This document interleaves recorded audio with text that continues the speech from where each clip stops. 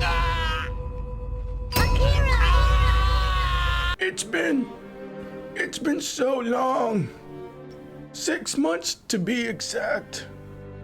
I'm so sorry. Hold on. I'm so sorry, y'all. I know the last iteration of the series was basically at the beginning of the year, and y'all probably ready to crash out on how long it's been, but hey, better late than never, all right?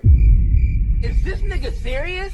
Anyways, welcome back to the OSC series, where I discuss characters in anime that were essentially broken in their own verse. Oh, and in case you're new here, OSC stands for Overpowered Side Character. And we're specifically focusing on characters that don't hold the main spotlight, but when they are on screen, they grab your attention and don't let go because you know some shit is about to go down. These are characters that were impactful enough that when you think of the show, 9 times out of 10, they're gonna pop into your head, just because of something wild they did or a feat of strength they displayed. Welcome back to part 2 of the most popular video on this channel, the OP Side Character.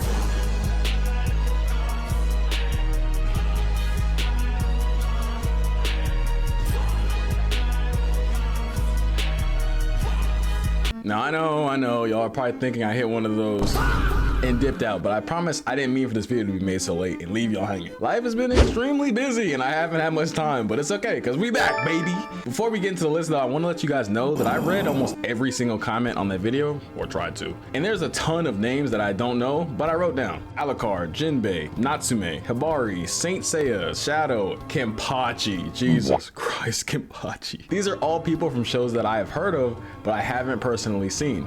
While I could include them in this video, I figured it would kind of be disingenuous and honestly hard to do because I haven't seen their feats, well, with context, and wouldn't be able to do them justice. I appreciate every single comment on that video though, and just know I'm grateful for every person that left a suggestion. With that being said, I want y'all to know that every person in this video is someone from the comments. With that out the way, let's get into it. The first person we have to discuss is Nezuko from Demon Slayer. Now this might be a controversial first pick or just a wild pick in general, but I think it's fair. From the very beginning of Demon Slayer, Nezuko is bailing Tanjiro out. In her first few encounters with demons, she was kicking off heads and displaying strength on levels we hadn't seen before. Fast forward to the fight against Susumaru, and Nezuko helps out Tanjiro again by being able to hang one-on-one with a stronger demon with no humans consumed, by the way. Now this in itself isn't the most insane of feats, but if you consider my definition of an OSC, it includes the preface, bails the main character out during sticky situations. Add on to this her learning how to perform a blood demon art during the Rui fight that has the ability to burn demons, and I'd say she's pretty strong. Let's also not forget her fight with Daki in Upper 6 Moon, which she basically levels herself up to the point in which she pummels Daki with ease through a combination of her blood demon art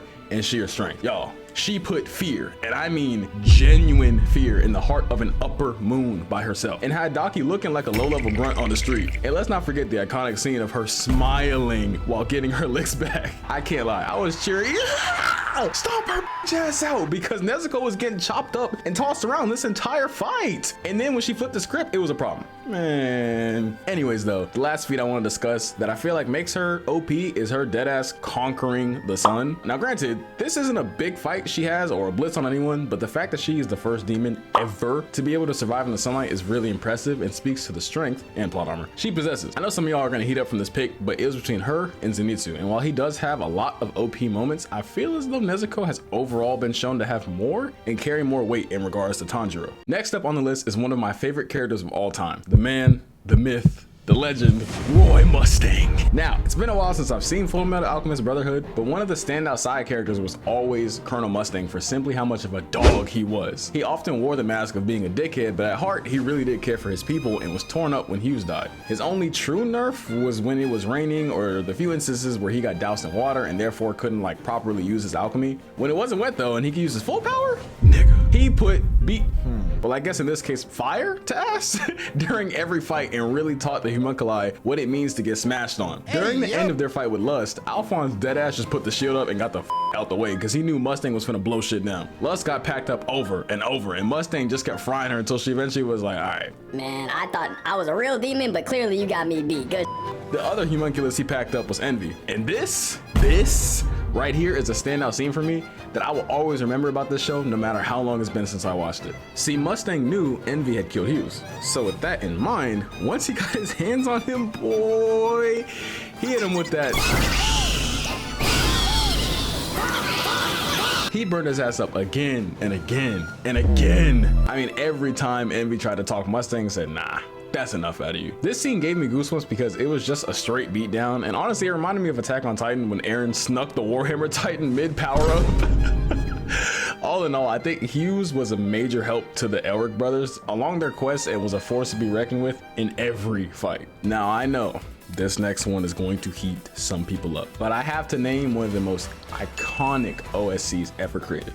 She's technically not from an anime, but I'm counting her because the show is basically an anime by all standards. Everyone considers it an anime. Of course, I'm talking about the one, the only, Toph. As far as OSCs go, I think Toph is true to definition in many ways. For one, she's easily one of the strongest benders in the entire show, being able to overpower any and every opponent she comes across. It's always great to watch her on screen because every time she's boxing someone, she genuinely looks like she's having the time of her life. Her earth bending is so strong that when niggas try to capture her and put her in a metal box to stop her from bending, she said, I bet, and taught herself to metal bend.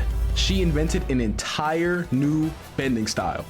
Keep in mind, she does this with no guidance or help in a small box. One of my favorite fights, and trust me, this was really hard to pick because there's a lot of them, is of her and Team Avatar when they raided the temple at Ba Sing Se. I remember watching this for the first time and being locked in because of how effortlessly she dismantled all of the Earth King soldiers. And I mean, yeah, she had help and all, but in reality, she could have done this by herself, let's be real. For me, putting her on this list was an easy decision because Toph has always been displayed as one of the strongest on the show and is easily one of the biggest fan favorites for her jokes, her personality, and her just overall strength.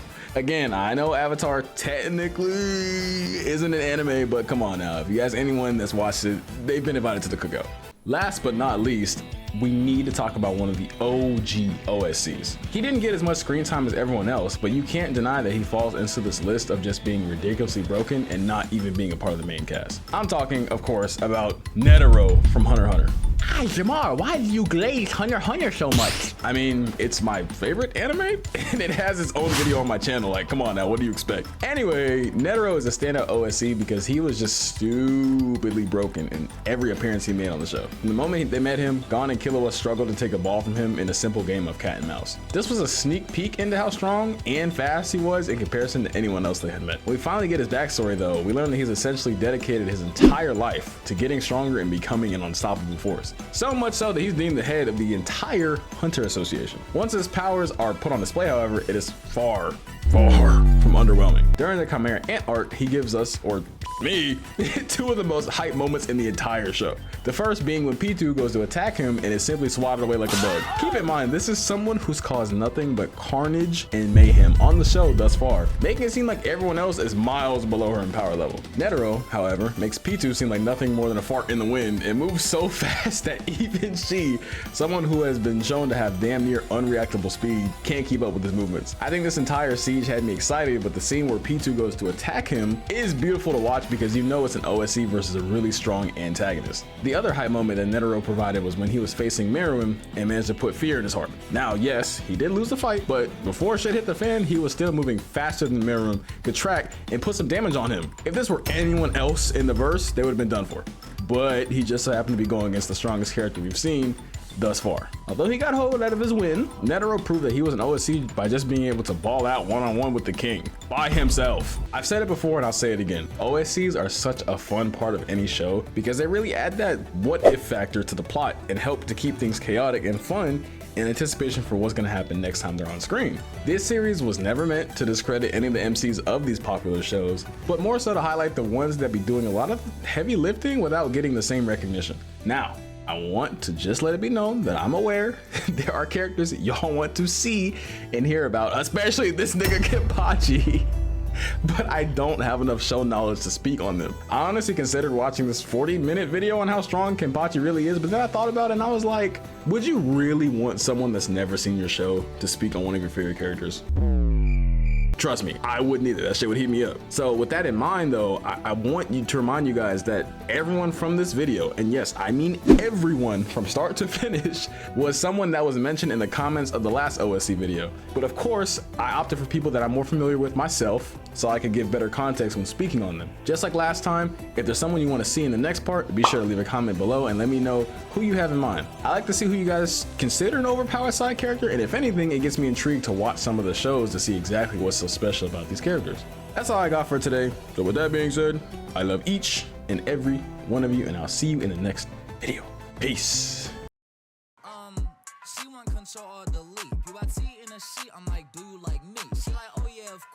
all on my steak, but she do not drive. She want me to show feet.